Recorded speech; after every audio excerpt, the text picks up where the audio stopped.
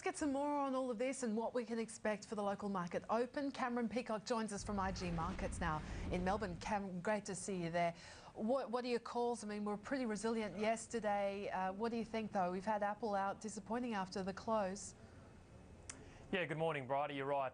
Yesterday we were resilient. We managed to come off our lows and eke out a 0.1% gain. Unfortunately, though, we're looking at a sub-4100 open for our market today. We're currently calling the market down about 46 points or 1.1%, around that 4,087 mark.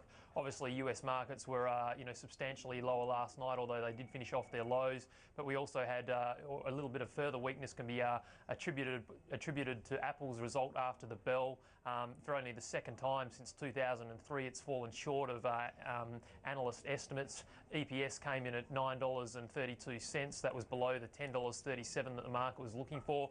And sticking with the theme of the US reporting season so far, we had revenues coming in lighter than expectation, 35 billion versus an expectation of 37.2 billion. It's not often Apple disappoints, and on the back of that disappointment, we are seeing Apple shares off about 5% after hours. That's dragged US futures lower from where the US market closed. As things stand at the moment, we've got Dow futures down about 0.6, the S&P down about 0.7, and the Nasdaq down about 1.5% from where those markets did close just a couple of hours ago. We also had a stronger US dollar overnight. We saw the US dollar index edging up above 84. That's the highest level in over 2 years. We had commodities broadly lower. We had the US materials sector down 1.9%, the energy sector down 1.3%.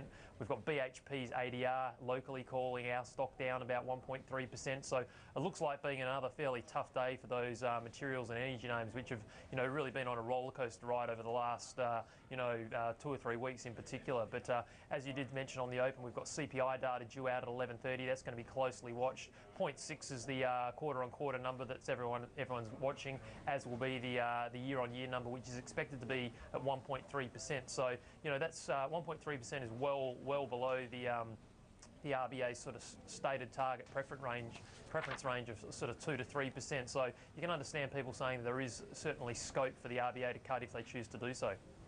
So looking at that, I mean, watching the moves in the currency markets too, I mean, how do you see the Aussie dollar tracking today? It has come well off those 3-month highs reached against the greenback last week, and also just a touch week or two against the euro.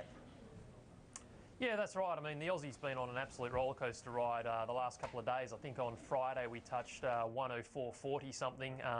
Fell away over the last 2 days with markets a little bit weaker.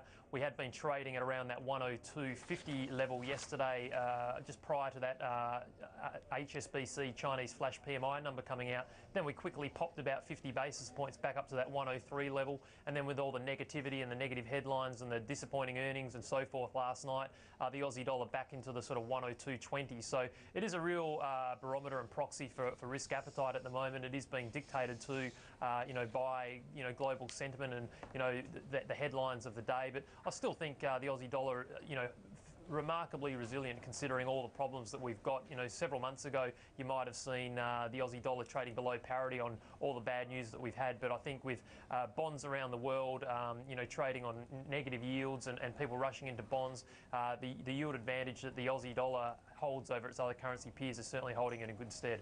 Just, I guess, on the bond markets, I mean, again, the headlines out of Europe and the yields spiking again, continuing to rise for Spanish government debt, and particularly at that shorter dated end.